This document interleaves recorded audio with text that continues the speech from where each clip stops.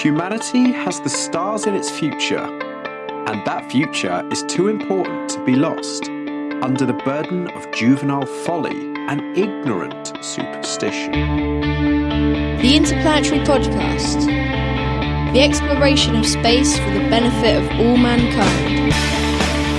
Your hosts here in London, Matthew Russell and Jamie Franklin. How do you like those apples, Matthew? Kaboom. Do you know who it was? No, I don't. Tell me. It was only Isaac Asimov. Ooh. Bosh. I absolutely love Isaac Asimov. You're a fan, aren't you? Do you know what? I haven't read many of his books, but Isaac Asimov, the person, is really quite remarkable. He, unfortunately, died from a blood transfusion and got AIDS. Oh, no. Back in the early days, isn't that crazy? That's no way to go. I might buy his biography. I think that's definitely worth a shout. That's just what I do, Matt. When we cover someone good, I just want to know more. I'm like a sponge. Talking of books. Oh yeah, I got sent a book. What did you get? I got a book called Rocket Men that's coming out in a couple of weeks. Oh, nice. And it's about Apollo 8, one of our favourite ever missions. Ah, yes, I remember this. And it's by the New York Times best-selling author of Shadow Divers, Mr. Robert Kurson. That is exciting. You'll have to lend it to me afterwards, please. It's looking absolutely amazing. You sort of dip in, read a little bit, and it's about what the Russians were thinking at the time, and you go, oh my God, it's amazing. Are you reading it right now? Is that why I can hear rustling? Yeah. Matt, wait till after the podcast. I keep telling you this. I just can't. I can't put it down.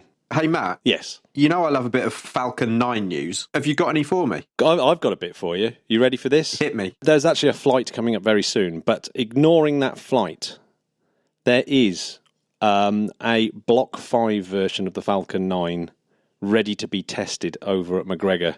Ooh. It's core 1046. Come on. That's a major stepping stone for SpaceX. They need to fly 7 of these to be trusted by NASA to send crew up. So on one of them. So this is it. This is the last version of the Falcon 9. This is it. No more. And it's going to stay the same. And this is going to be the one that gets used very, very quickly, reused very, very quickly, rapid reuse. This is it. This is the future of space flight. I like the way you said that, Matt. Thanks. And I also like the word rapid. It's good, isn't it? Rapidement. Rapido. Hey, Matt, I think I should talk about Curiosity. Oh, yes, this is brilliant news. NASA's Mars Curiosity rover has conducted the first test of a new technique of drilling on the red planet. Apparently, its drill stopped working reliably, so it needed a bit of a mix-up, Matt. It stopped working, didn't it? Over a year ago, it kind of went, and the poor old technicians have been trying to work out if they can get round it. Well, apparently this is first of many tests, and it drilled about a half an inch down at a target called Lake Orcady. It's not very far, is it, Matt? It's not, but it's just a test to see if it's going to work. You know the old saying, don't you? What? It's not the size of the boat, it's the motion of the ocean. Le mouvement dans l'océan qui importe. Doesn't matter that it's half an inch drill. It's what we get out of it's the result, isn't it, Matt? It's exactly right. I tell you what, it doesn't get any better, Matt, because I'm going to go on and tell you about that the drill normally uses a finger-like stabilizer to steady itself against the rock. But Curiosity's engineering team were able to hack the robot drill so that it uses one of the arm sensors and uses the whole arm to push the drill into the rock. Got a quote here from Stephen Lee, Deputy Product Manager at NASA's Jet Propulsion Laboratory in Pasadena, California. And he said, "We're now drilling on Mars more like the way you do at home." I'm pretty sure he doesn't sound like that. No, he does. Stephen Lee. You reckon? Really? Heard him on YouTube. Oh, interesting. So, yeah, what do you think about that? I think that's amazing. So we're drilling more like you do at home, just like literally using your arm to push the drill in. Well, he goes on to say, humans are pretty good at recentering the drill, almost without thinking about it. Programming Curiosity to do this by itself was challenging, especially when it wasn't designed to do that. I bet it was. Apologies to Stephen Lee. But yeah, that's really interesting, isn't it? That is a proper hack. You see, I hate the phrase life hack. Oh, God. But 7 life hacks. Click 7. here. Yeah, it's a bit like TV Quick's top tips. It's just life hacks. It's just top tips. Matt, clickbait. Rebranded. Oh, God. You won't believe number 4. Oh, yes, I get to use the beep. Oh, yeah. Oh, dear. Now, here's another Mars mission. Go on. A British one a European one this time. Oh, yeah. The TGO, the Trace Gas Orbiter. Oh, which is, of course, part of the ExoMars, the European and Russian Mars program. What I didn't know until I saw a tweet by Cosmic Carol, actually, is that it's been spending all the time it's been there at the moment doing aerobraking. So, obviously, it approaches Mars really, really quickly. Yeah. And then goes into orbit, but this orbit's massively elliptical. So one part of it gets very, very close, and the other part gets really far away. So it gets as close as 124 miles from the surface as it comes in, and then gets almost 61,000 miles out at its furthest bit. And that's every quite time, far. well, it's massively far, but it's more the fact that it's near. So every time it comes in, it's using Mars's atmosphere to slow it down.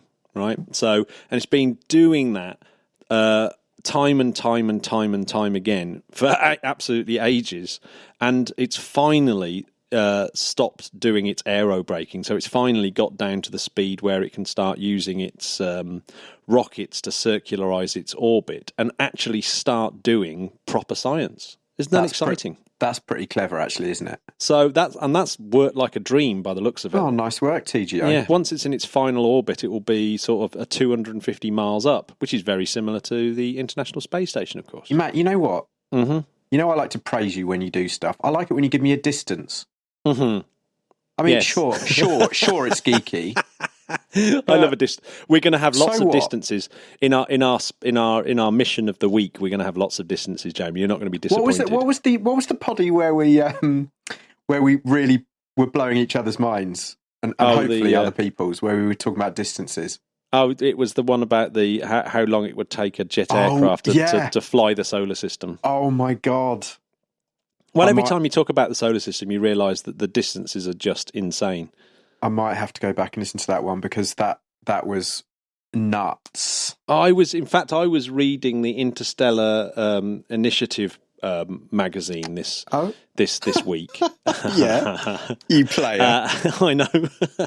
And there was one about a paper about chasing down Oumuamua, and it was incredible. Like like sending spacecraft out to rendezvous with Rama or Oumuamua and try and catch it up, and they reckon it's just about possible with today's technology or almost technology that we almost have to actually go and do it, to actually go and try and fly up to this thing and check it out, because after all, it might be a once in a lifetime opportunity. Talking of things a bit more down to earth. Oh yeah, who's come back down to earth, Jamie? Do you know?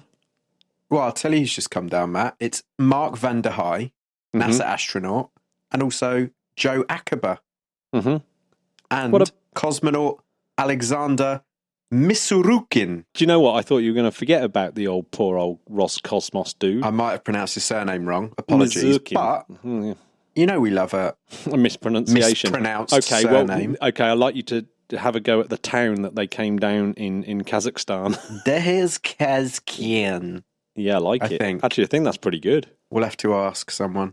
Any Kazakhstanis listening? All that's left on the ISS now is Anton Shklaplerov and your mate Scott Tingle. Ah, the and Tingle's my mate still going.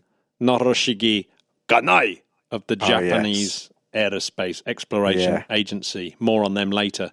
We love those guys. And going up soon, March the 21st, in 3 weeks' time, exactly today, Ricky Arnold, Ricky, and Drew Fustel. Drew, that's a pretty strong American name right there, isn't it? That is pretty strong. And don't forget Oleg, which is a pretty Russian name. It really is. Oleg Artemyev. Wow, that's 3 stereotypes for you. Love right it. there. 3 stereotypes. If only Ricky Arnold was British, that'd be so ace, wouldn't it? Ricky Brilliant. Arnold from the East End. You imagine Ricky Arnold working at sort of the tomato stall, don't you? Yeah. Where'd you get your potatoes from, Jamie? Reminds me of that joke, Matt, doesn't it? 6 for £1. Oh, dearie me. Yes. Yeah, wow. What else has been happening? Well, I read an article in Room this week, which was about the European Astronaut Centre. So obviously it caught my eye. Big time. And it was they know us down there. Yeah, they big time. So, and it was about, and actually, Hervé last week, if you listen very carefully to his interview, actually mentioned a bit of it. But it was all about how the European Astronaut Centre is shifting its emphasis to deep space missions. So everything that they've been doing has been, like, obviously up until now, has been training people for low Earth orbit. But now they're really training people for deep space missions. And there was a couple of things in there that I didn't know about it. And so there will be a Lunar European Exploration Laboratory that's currently being built exactly where we were at the DLR in Cologne. And it's a massive, fully enclosed dome where they're going to film the fake footage of the next lunar landings. I mean, where they're going to train astronauts on a test bed that will comprise of lunar regolith simulant sourced from the local Eifel region volcanic and basalt sources.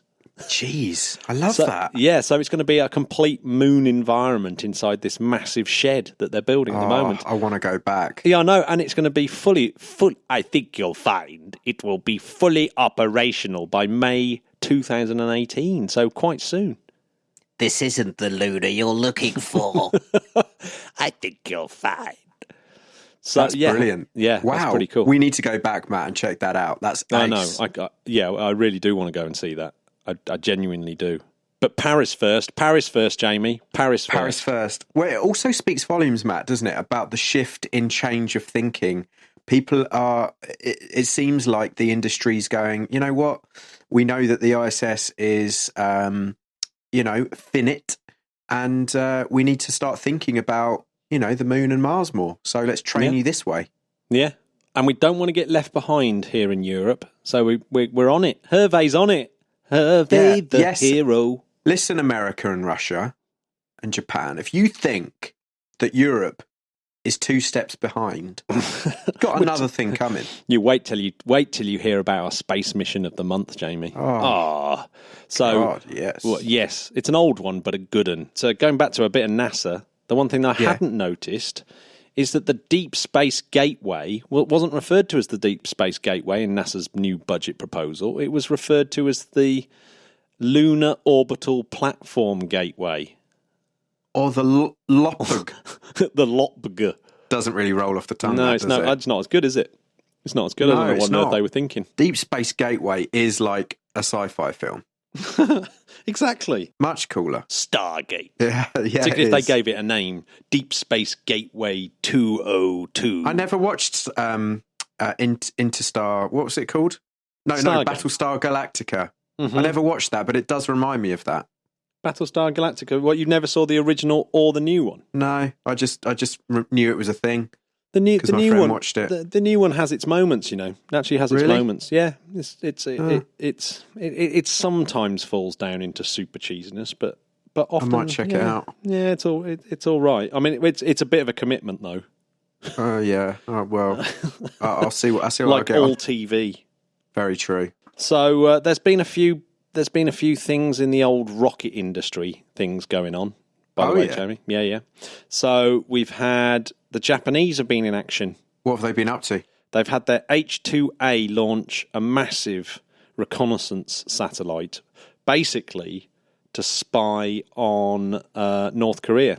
Because obviously Japan's very close to North Korea, and to be fair, what they're doing is pretty scary. So they've been sending quite a few you'd of want these. to have a little look, wouldn't you? They've been sending quite a few of these up. I think this is the 6th one, just so that they can keep an eye on what the hell North Korea are up to. Matt, let me ask you this: how much money would I need to buy a spy satellite and get it to look in your garden and in your house, feed me back all data? Well, it'd have to be a pretty big. In fact, it would have to be unprecedentedly big telescope, because it'd have to be in geostationary orbit for one. So it was maybe a drone will be cheaper. Yeah, no, that's something that could like a big helium balloon. Ooh. I'm going to see if I can do it without you noticing. Okay, well, yeah. That's going to be my mission for the next year. Well, I'm a little bit scared by that. Oh, God. But then another very exciting thing, and this is someone that we don't talk about very often, and he's obviously not that charismatic, because if I said to you, who was the founder of Microsoft, what would you say? Well, I'd obviously say Bill Gates. Yeah, but it's not. It's yours and my mate Paul Allen, who was Khaleesi's tour manager. But I don't think it's that. I don't think it's that Paul Allen. Different Paul Allen. Yeah. So So Paul Allen is built this thing called the Stratolauncher, which we've talked about before. We've talked about, yeah. But it is enormous. The video of it this week has been absolutely amazing, because it's been thundering down the runway to give it a test. 46 miles an hour it's been going down the runway. And it's absolutely huge. So do you really like me giving you lengths? I think you should. Okay. It's got a wingspan of 117 meters. Yeah. And it can take off when it's 590 metric tons. What? It's ridiculous. Yeah, it's ridiculous. So he's my God. He's hoping to have it flying by 2019. And by 2020 doing commercial launches, which look like it will be multiple Pegasus XL rockets coming off the bottom of it. So it looked like it's like trying to shoot down some other plane, but really it's launching rockets into space. But what I didn't know is that SpaceX was supposed to originally build the rocket for the bottom of this thing, but they kind of went their separate ways because Elon was much more interested in Mars. Pegasus XL. I like that. That sounds like the sort of jumper that my uncle would wear. Yeah, it does actually sound a bit too much like a spreadsheet company.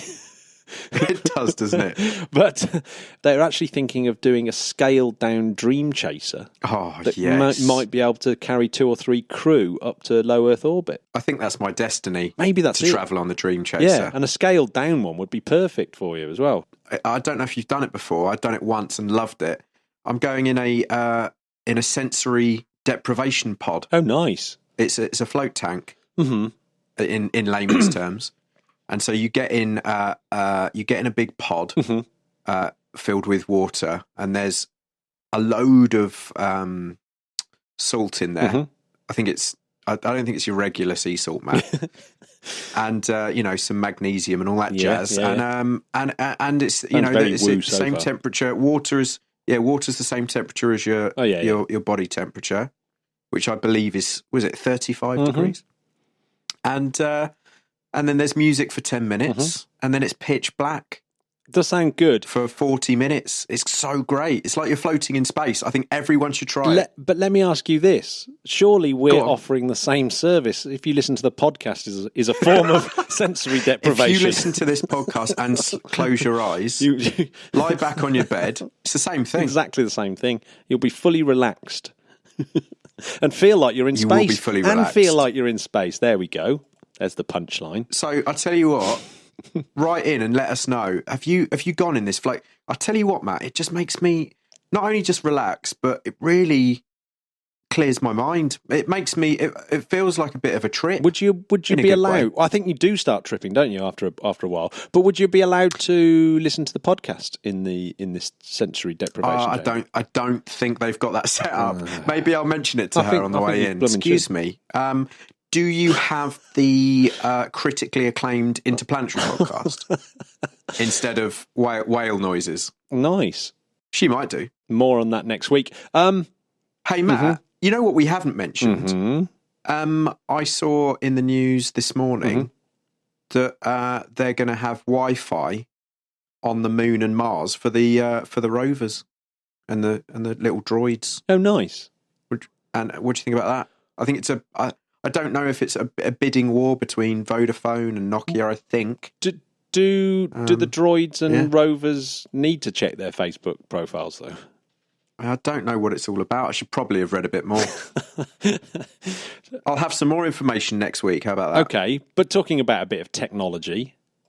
Go on. Just after we recorded our last week's podcast, there was pictures coming in from SpaceX's Mr. Steven that was trying to catch the fairings. Have you seen the pictures of it? I saw the pictures. Amazing. It's an amazing boat, but unfortunately, the fairing landed in the sea. But it looked pretty intact, so they're getting pretty close.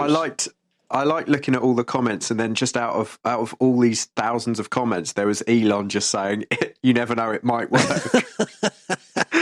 I think he was being a bit optimistic. Yeah, genius. But that's just the way he is. Brilliant. Now, here's a drink. Here's Here's an answer I didn't think we would get as quick as we did, and that's Go on. ESA Inspector, the ESA Inspector General, no less, Tony Tolka Nielsen. Such a good name. Yeah, that's great. Did a really, obviously, super quick job, and he's pinpointed the problem of the Ariane 5 partial failure the other day. Whoa, go on then. And this really sounds like a sort of spreadsheet mistake. There was a sort of special requirement for the mission that the azimuth required, not the azimuth, but the azimuth, not to be confused, required for the alignment of the inertial units was 70 degrees instead of 90 degrees. Aha. And it's normally 90 degrees. So obviously that got left in the spreadsheet. And so that meant that the rocket went 20 degrees off course, obviously fell out of the communication funnel, and that's why they lost contact with it.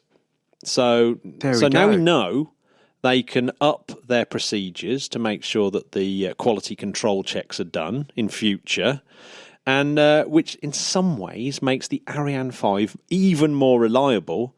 And I say that thinking about James Webb. Oh, yeah, our favourite thing. Well, Matt, you can't make an omelette without breaking some eggs, some space eggs. So that's just the way we have to think about it. Did you see the depressing news about James Webb? No. Yeah, there's quite a lot wrong with it at the moment.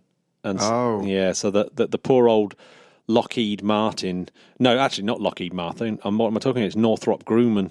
They're working 24 hours a day, apparently, to try and fix all these problems. But it's looking like the June 2019 launch window is very much in doubt. And, oh, no. And so that's going to add, guess how much it's cost so far? Oh, go on. $8.8 billion. It's like, man, if that thing blows up on an Ariane 5, I'm literally going to have to. I don't know what I'm going to do, Jamie. I'm stressed. I think you'll hyperventilate and cry. So, talking about things that went up on an Ariane 5, I want to talk about the thing that I really want to talk about this week, the space mission of the week. Have we got a jingle? If only. We need to have a space mission of the week jingle. Can someone send us one in, please? Yeah, do it. I may seem like a geek, but I have for you space mission of the week. It's pretty good. Thanks. It's pretty good. ESA's Planck. It's ESA's Planck mission. And that's Planck, right? Well, yeah. It's named after the great German physicist Max Planck. What a great name. Max Planck. But he was a student of one of my most favourite scientists of all time, Helmholtz, inventor of the Helmholtz resonator. No studio recording could have been done without Mr. Helmholtz. So anyway, one of his students, Max Planck, the inventor of the Planck constant, the Planck postulate, the Planck's law of blackbody radiation, the third law of thermodynamics, Nobel Prize winning, Lorentz medal winning, etc., etc. Yeah. Basically, you can't talk about small things without talking about Max Planck. Yes, it's named after him. And it wasn't... Actually, I don't think it wasn't originally called Max Planck either. It was called the Cosmic Background Radiation Anisotropy Satellite. Whoa. Yeah. Which apparently spells cobras. but it's actually called Max Planck, and it cost 700 million euros for a 205 kilogram space observatory, and it operated from 2009 to 2013 and was a medium-sized mission from ESA's Horizon 2000 program. This mapped what exactly? So it mapped the, and I'm going to say this word again, the anisotropies. So isotropy is actually how regular something is. So if something is isotropic, it's regular in every direction. So anisotropy is when it's irregular in all sorts of directions and stuff. So it's mapping how uneven the cosmic background radiation is. Got it. Okay. Yeah? From the Greek, I'm with you. anisos, unequal, and tropos, turn. So yeah, it's how it's unequal in different directions. So this is an education today, isn't it? Yeah. So wood is an example of something that has an isotropy, which is that it's easier to split along the grain than against it. So it's obviously different in different directions. The cosmic background radiation, we need to have a little bit of background on that. The universe, as it was 380,000 years after the Big Bang. It's just think about that. That's ridiculous. The universe started, and then 380,000 years later, we've got a picture. We've got a picture of what it looks like. And the whole point about this Planck telescope was it was to look at this picture and try and get it as accurate as possible. And it's literally so accurate, it's essentially at the limit of how accurate you can be. I might have to Google that picture. Oh man, it's a very, very famous picture, and often you see globes now that you can buy a globe of the cosmic background radiation. So the very first one that was done was called Kobe. Yeah. And then that was improved by NASA's Wilkinson Microwave Anisotropy Probe, and that was WMAP. But this one, the European Space Agency, was able to get this 3 times more precise and in 9 frequency bands rather than 5. So it's been able to look at that in unprecedented detail. Absolutely amazing. And God, that's nuts. And you think, well, what's the point of that? What is the point of that? Tell us the point, Matt. So it's to determine the large-scale properties of the universe with high precision and accurately determine the density of normal matter, allowing us to That's pretty big. So it allows us to calculate the total number of atoms in the visible universe. That's what that picture does. That is crazy. So it also, Matt, investigates the nature and determine the amount of dark matter. And dark energy. Dark energy as well. Yeah. So that was the major surprise of the 1990s when people went, not only is the universe expanding, and they thought it would be slowing down in its expansion because of gravity, it turned out that it's expanding and getting faster. So a mysterious energy is forcing that to happen, and it's called dark energy. Dark energy, that's so metal. So, yeah, absolutely. There should be so many metal albums called Dark Energy. Yeah, it definitely is.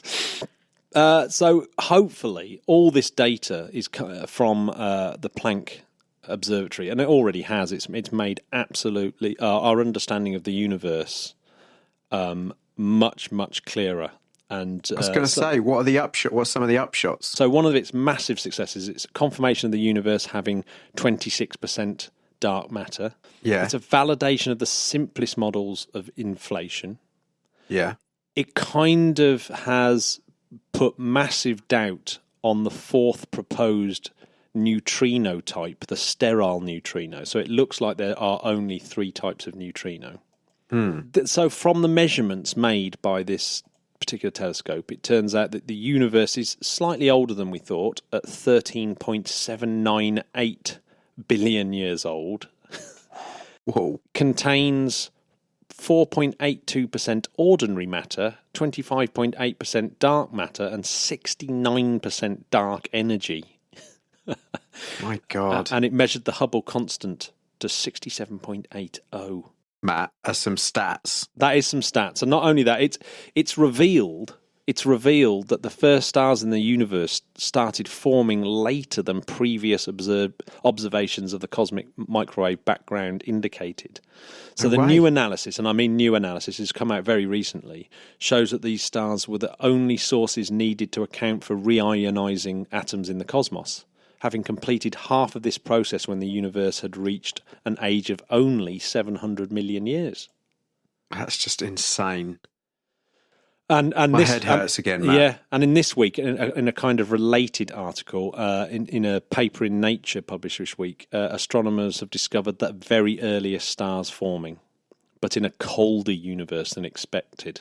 So that's hinting at some kind of dark matter action as well. Matt, that is very topical in these cold weather Yes. Oh, yeah, days. Man. Yeah. Bit nippy, isn't it? Oh my God, is it nippy Us outside? English we don't like going on about it, do we? We don't like talking about the weather. Here are some of the constants that have been managed to be measured using the data from Planck. Go on. The densities of baryonic matter, dark matter and dark energy, and the spectral index, which describes the relative amount of primordial fluctuations, which are, at the end of the day, the seeds of which galaxies grow from and galaxy clusters. That's the sound of my brain, Matt. I mean, what? I know. Well, if you think about it, the cosmic microwave background is actually an imprint of the ripples from the universe as it existed 1 non-millionth of a second after its formation. That's yes. That is 0.3001 of a second after the universe first started. And that is what determines what the cosmic microwave background looks like. So something like literally a tiny little atom singularity, and there is a picture of it. The Planck telescope took a picture, essentially, of that tiny little nascent universe. God. How genius is that? Absolutely genius. So let me tell you about the telescope itself and what it did. So the actual telescope, it's the physical object. Like I said, it launched on a Ariane 5 ECA on the 14th of May 2009, and it was actually launched 2 satellites, including the Herschel Space Observatory. So, though between those 2 satellites, they have discovered so many things about the universe, and so many science programs you see on telly are based around discoveries that these 2 space observatories have made. The launch placed the craft into one of these elliptical orbits, a bit like we were talking about ExoMars earlier on.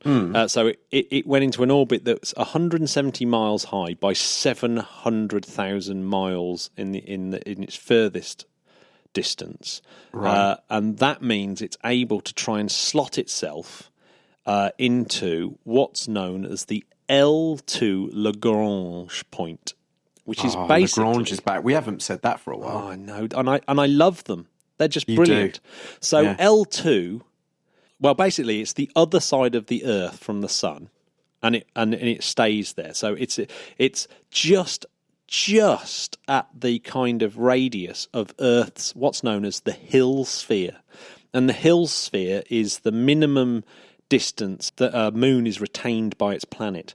So as a moon goes round, if it's outside of the Hill sphere, it just won't be held by the planet anymore, and could be stripped off by other bodies in the solar system. So this L2 Lagrange point is exactly where gravitation and inertia are balanced, and there's all these Lagrange points are in different places around the orbiting of... So it's a three-body problem thing. So this tiny body orbiting around these two bigger bodies, in this case, the Sun and the Earth. So it's the Legrange point, a Sun-Earth Legrange point, L2, which is a very popular Legrange point, and it's exactly where the James Webb Telescope's going to go. Of all the Lagrange points, it's probably my favourite. It is. It's the destination for like your super observatories, like the James Webb Telescope is going there, for example. And the best thing about it, it's outside of Earth's radiation belts as well, so that doesn't disturb it. But the real advantage is that you can stay in the shadow of the Earth and the Moon, so that the sun's radiation doesn't heat up the spacecraft, because this is the critical thing. So what you don't want to do is have sunlight landing on the spacecraft and heating it up, because as we'll hear later on, this is going to be phenomenal. So when it gets to this Lagrange point, it does what's known as a Lissajous orbit. And I love that name. Wow. Lissajous, which is a quasi-periodic orbital trajectory. Around, it's like a halo, not quite a halo, because it shouldn't be confused with a halo or a Lyapunov orbit around the Lagrange point, and which means that as it goes round, it's continually avoiding being in the sun's light, and it's using the Earth and the Moon as a sunshade. Whoa. Yeah, it's genius. That's a hell of a sunshade. Yeah. Isn't it? Yeah. Well, imagine how expensive it is. It would be, yeah. So yeah, it's a long Lagrange point. That Lagrange point is a very, very long way away. So it is at 930,000 miles away. Well, Jeez. or 1.5 million kilometres. So just under 1 million miles away, and that's where the James Webb Telescope's going. So it blooming better work, or it's going to be depressing. So everything will be crossed. So its major goals was, of course, the high-resolution detection of both the total intensity and polarization of primordial CMB anisotropies. So easy for you to say. Yeah, so the irregularities of the CMB and in both intensity and polarization. It was going to create a catalogue of galaxy clusters, of which it has done, and there's some very great examples of this. So, using a technique called the Sunyaev-Zeldovich effect, which is basically where low energy photons from the cosmic microwave background receive an average energy boost when they collide with high energy cluster electrons on their way through these galaxy clusters. And those observed distortions of the CMB can be used to detect galaxy clusters. Is everyone keeping up, yeah? Because there will be a test. And there's also observations of gravitational lensing of the CMB using the Sachs-Wolf effect. The observation of bright extragalactic radio. Whoa. Sachs-Wolf. Sachs-Wolf. As in SAX Wolf. No, SACHS Wolf with an E. Damn it. I had such a good image in my head. Sax-Wolf. Yeah, so instead of howling at the moon... he's just playing sax at the moon. You know, just that really lovely, sexy music. Yeah. Okay, sorry, Matt, as you were. No. It's going to observe extragalactic radio and infrared dusty galaxy sources. Observations of the Milky Way, including the interstellar medium distributed synchrotron emissions, which is radiation given off by things that are rapidly spinning. So rapidly spinning objects like neutron stars give off synchrotron radiation. And it's going to take measurements of the galactic magnetic field. Studies of the solar system, including planets, asteroids, comets, and the zodiacal light. So it was doing millions of things. Zodiacal light. Oh, dear. But do you know Brian May is an expert in zodiacal light, apparently? Is he? Yeah. I think that's what he did his PhD in. It just sounds like a psychedelic band. Well, it was Queen. They were a bit psychedelic. No, they weren't. Not at all. Not really. No. So 2 instruments were on the Planck telescope. Go on. I'm going to give you the name of one, and I'll see if you can guess the other one. One was called the Low Frequency Instrument. What do you think the next one was called? I'm going to say the High Frequency Instrument. And you were right. I'm a genius. One was cooled by helium-4, and one was cooled by helium-3. And people always say you're the clever one. And when I say cooled, they were cooled to 0.1 degrees C above absolute zero. So if you think it's cold outside now, this is minus 273 degrees centigrade. What would that do to me, Matt, if I went outside and it was that temperature? Like instant death. Instant. But would I freeze, or would I No, you'd freeze implode? and then... No, you would freeze, and then I could just smash you to bits with a hammer. It'd be grotesque. And would you sort of use my eyeballs to put in your whiskey and stuff like that? Absolutely would. Jeez, I better keep on the right side of you. So I'm going to use this as our space fact of the week, Jamie. Here we go. In August 2009, the Planck Observatory was the coldest known object in the universe. And is that still the case? No, it exhausted its helium-3 and helium-4 coolant by January 2012. And that was the end of the mission, essentially. Oh, it's making me cold, Matt, just talking about it. Yeah, so I think the helium-3 ran out first. The high-frequency instrument was built by JPL Caltech. Caltech, of course, old Harriet's bunch, and Cardiff University. Now, where would you rather be right now, Cardiff University or Caltech? No offence to Cardiff. No, I'm sure it's a very good university, but let's face it, the weather. Wow. It's just a bit cold. So yes, the service module for both Herschel and Planck were exactly the same, built on the same thing. So that saved a bit of money. So by 2009, there was a preliminary all-sky survey, and by September, they realised everything was working absolutely perfectly. 2010, the first Planck photos were published, showing dust concentration within 500 light years from the Sun. In July 2010, the Planck mission delivered its first all-sky image, which is the Corker. And then 2014, a map of the galaxy's magnetic field, which actually, combined with the BICEP 2 data, people got very excited because they thought they'd seen the some form of gravitational wave detection that proved... that basically proved the inflation theory, but it turned out that it could also be just dust between here. It could just be cosmic dust that was causing it. So it's just dust. So, it turns out that might have been an over-exaggeration, because remember, that was massive news at the time, wasn't it? Yeah, it was. It was absolutely huge.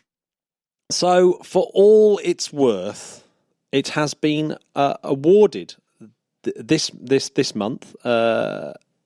The annual Royal Astronomical Society has honoured it, and they'll be going to collect their award at the European Week of Astronomy and Space Science in Liverpool in April.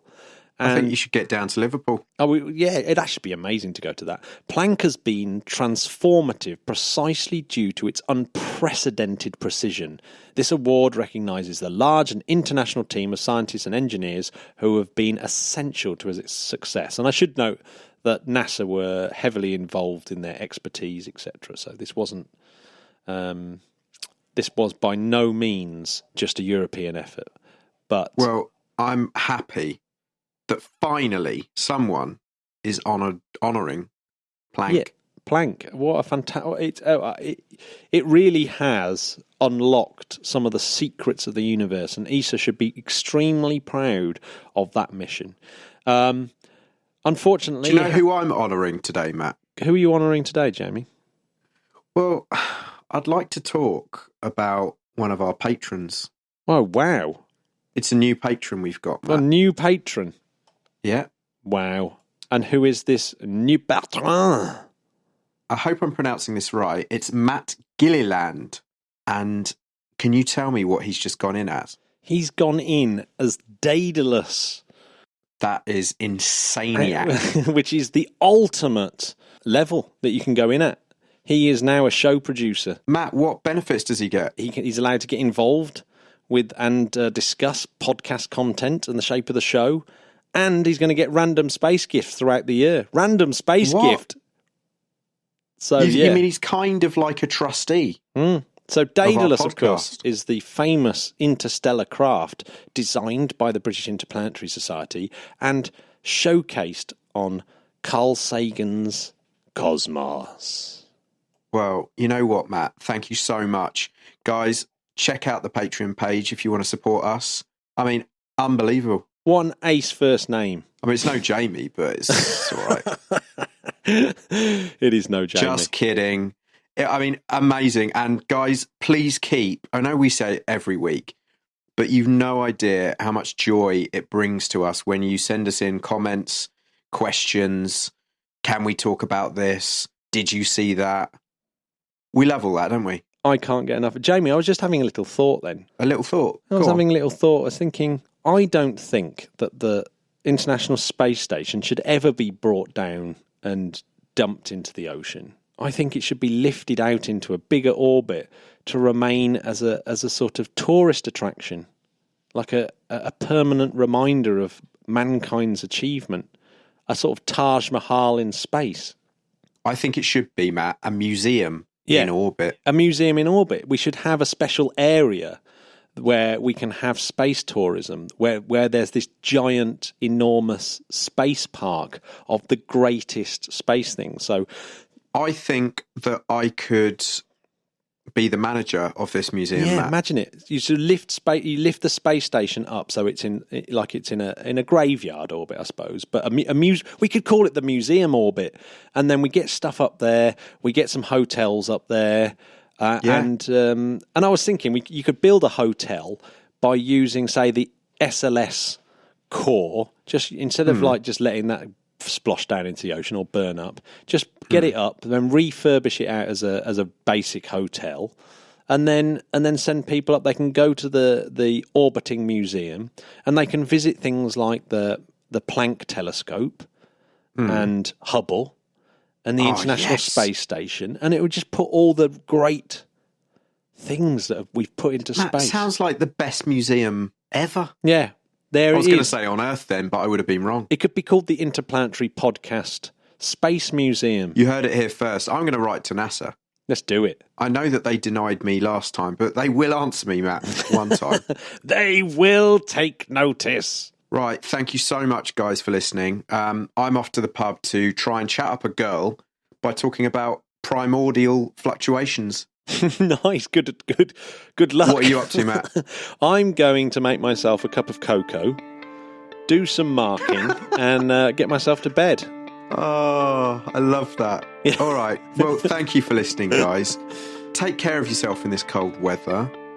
And remember, you'll never be as cold as Planck. You'll never be as cold as Planck. Bye-bye. Bye-bye.